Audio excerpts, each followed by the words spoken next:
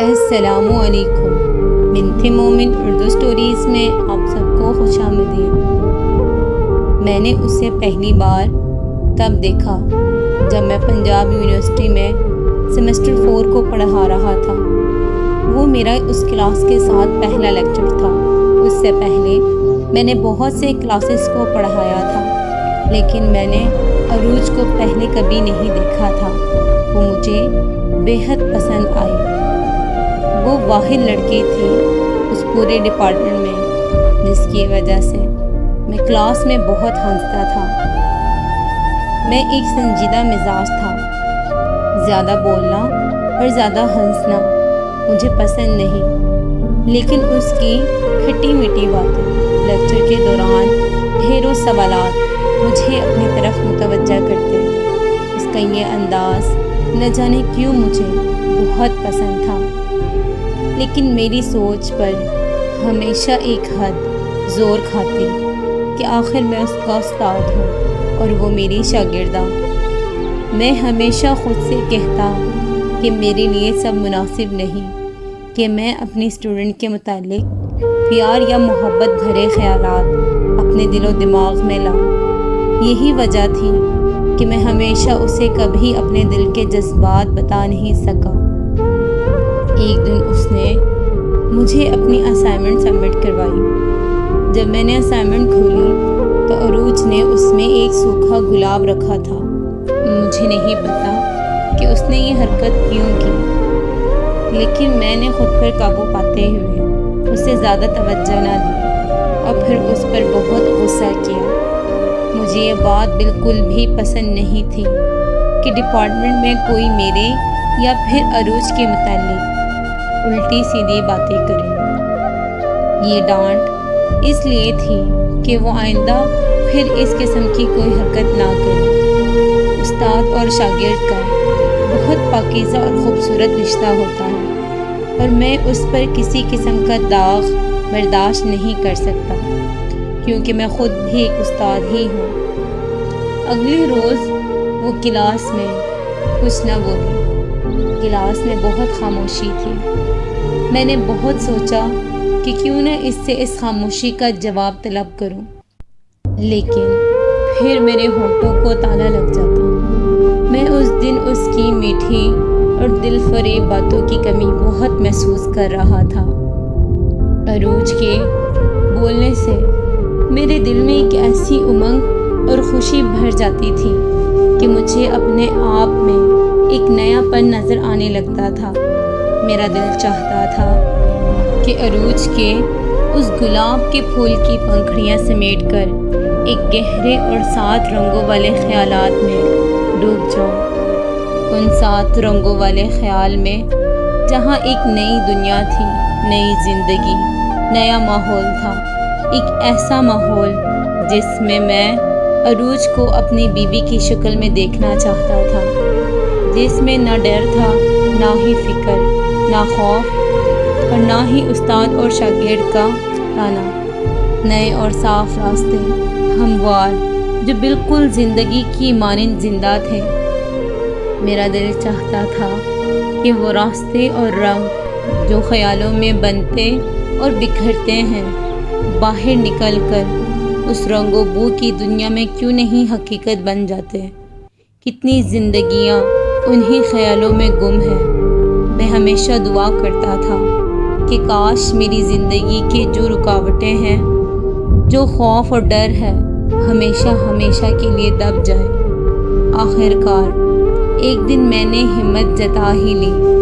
میں نے عروج سے اس کے والد کا نمبر لیا۔ شاید میں اب اپنی محبت کے احساس کو ختم کرنے میں ہار چکا تھا۔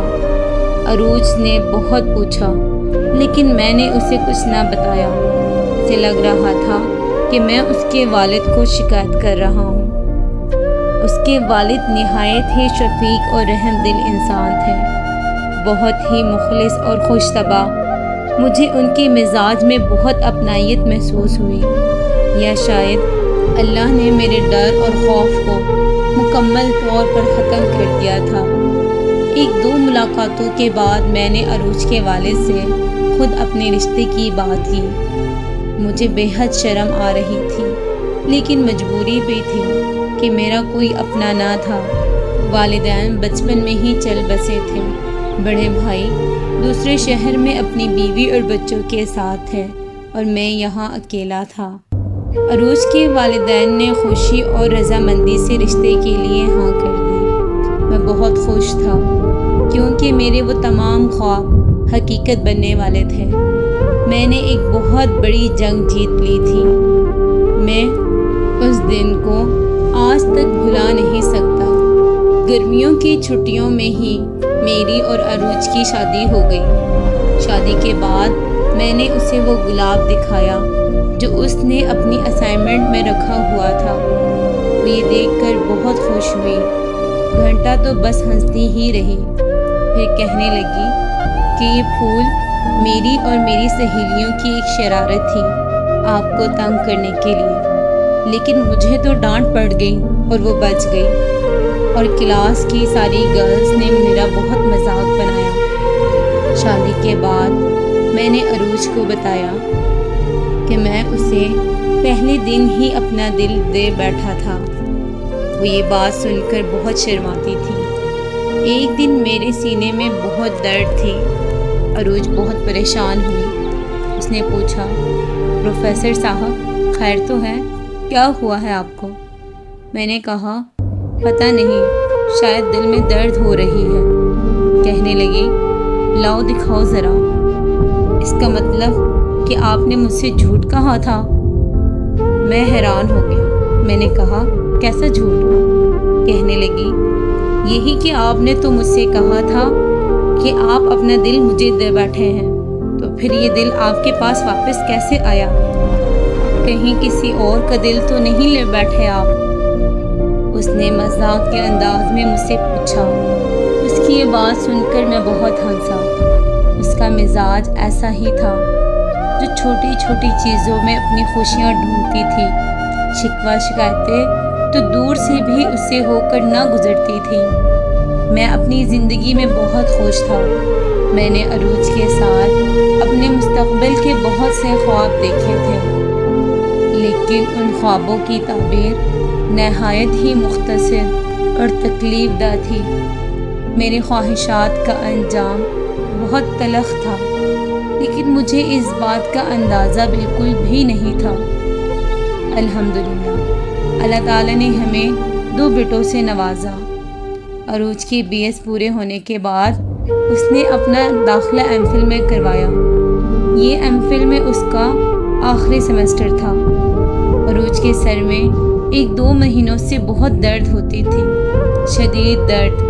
میں نے اسے بہت کہا کہ ڈاکٹر کے پاس چلتے ہیں، لیکن وہ یہ کہہ کر مجھے ٹال دیتی کہ پروفیسر صاحب آخری سیمسٹر ہے، کام بہت زیادہ ہوتا ہے، میری تو نیند بھی پوری نہیں ہوتی، اور ٹینشن میں یہ سب ہوتا رہتا ہے۔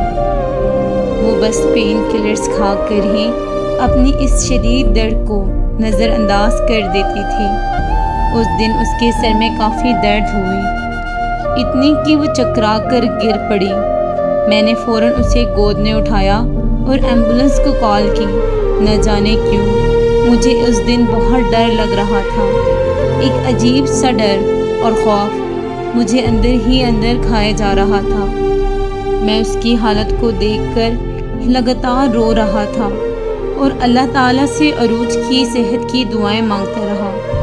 اس کا وجود بالکل بے جان و بے حرکت معلوم ہو رہا تھا۔ وہ بہت مشکلوں سے ہی سانس لے پا رہی تھی۔ اس کی یہ حالت دیکھ کر میری حالت بہت خراب ہو گئی۔ جاتے ہوئے میں نے پڑوس کی خالہ کو اپنے بچوں کے پاس ہی چھوڑ دیا تھا۔ نہ جانے کیوں مجھے یوں لگ رہا تھا کہ میرے خواب ادھر ہی دم توڑ گئے ہیں۔ گلاب کے پھول کے وہ 7 رنگ اب پھیکے ہو کر بے رنگ ہو گئے ہیں۔ میں اپنے خوابوں کی ان تلخ تعبیروں کو نہیں روک پا رہا تھا۔ ہسپتال پہنچ کر میں نے ڈاکٹر کہہ کر پورا ہسپتال سر پر اٹھا لیا۔ ہاسپٹل کا سٹاف عروج کو فوراً ICU میں لے کر گیا۔ تھوڑی دیر بعد ہی ایک ینگ ڈاکٹر میرے پاس آئے، کہنے لگے آئی ایم سوری شی از نو مور۔ یہ الفاظ قیامت کے سور کی طرح میرے لیے ناگزیر تھے۔ میں ادھر ہی ٹوٹ کر بکھر چکا تھا، کوئی نہیں تھا مجھے سنبھالنے والا۔ میری عروج مجھ سے بہت دور جا چکی تھی، میں پاگلوں کی طرح روئے جا رہا تھا۔ میں نے ڈاکٹر کا گریبان پکڑا، اسے جھنجھوڑ کر کہا میری عروج ایسے کیسے مر گئی؟ وہ تو بالکل ٹھیک تھی، اس کے سر میں بس معمولی سی درد تھی، تم لوگوں نے مارا ہے میری عروج کو۔ میں لگاتار اس پر چیختے جا رہا تھا۔ ایک سینئر ڈاکٹر نے آ کر مجھے سنبھالا، مجھے کہا کہ حوصلہ رکھو، آپ کی بیوی کے رپورٹس 1-2 گھنٹے تک آ جائیں گے، لیکن جہاں تک مجھے لگتا ہے آپ کی بیوی کی ڈیتھ برین ٹیومر کی وجہ سے ہوئی ہے۔ رپورٹس آنے پر پتہ چلا کہ میری بیوی کا پچھلے 6 ماہ سے برین ٹیومر تھا۔ ڈاکٹر کی وہ کہی گئی بات واقعی ہی سچ ثابت ہوئی۔ ڈاکٹرز نے کہا کہ وہ اس قدر شدت اختیار کر چکا تھا کہ کینسر کے لاسٹ سٹیج پر تھا۔ شدید درد کی وجہ سے ٹیومر دماغ میں ہی پھٹ گیا اور عروج کی موت ہو گئی۔ آج میری شادی کو پورے 15 سال گزر گئے ہیں۔ مجھے بہت سے لوگوں نے کہا کہ میں دوسری شادی کر لوں، خود کے لیے نہیں تو کم از کم اپنے بچوں کے لیے، لیکن مجھے یہ گوارا نہیں، کیونکہ میں اپنا دل عروج کو دے چکا ہوں۔ میں اب صرف عروج کی یادوں کے سہارے ہی زندہ ہوں۔ مجھے پتا ہے جس دن اس کی یادیں ختم ہو گئیں تو شاید وہ دن پھر میری دنیا میں آخری ہو۔ انسان کو کسی بھی مسئلے کو چھوٹا یا عام نہیں سمجھنا چاہیے۔ انسان کی جان بہت قیمتی ہے۔ مجھے آج بھی افسوس ہے کہ میں نے عروج کی بات مان کر بے دہانی سے کام لیا۔ کاش کہ میں اس وقت زور زبردستی کر کے اسے ہاسپٹل لے جاتا تو آج میری عروج میرے ساتھ ہوتی، میرے پاس ہوتی۔ حقیقت یہ ہے کہ سچی محبت میں آزمائشیں بہت ہوتی ہیں، کسی کے لیے شروع میں تو کسی کے لیے محبت کے حصول کے بعد، اور میری آزمائش کا سلسلہ میری محبت کے حصول کے بعد ہی شروع ہوا۔